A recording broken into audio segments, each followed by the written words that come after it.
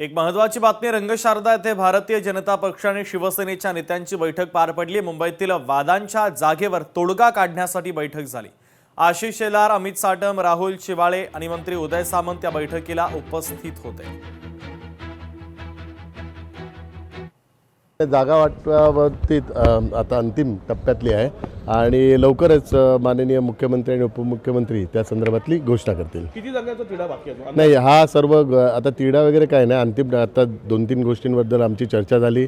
निवडणुकीच्या संदर्भातली पण चर्चा झाली, प्रचाराचा नारळ फोडण्याच्या संदर्भातला आणि जे आपले निवडणुकीचं महायुतीचं कसं हे असणार त्या संदर्भातली चर्चा झाली। परंतु जागा वाटपाचा जो अधिकार आहे तो माननीय मुख्यमंत्री आणि उपमुख्यमंत्री यांचा आहे, ते दोघेही या संदर्भातली घोषणा करतात। लोकशाही मराठी ऐका, पहा, जागरूक रहा।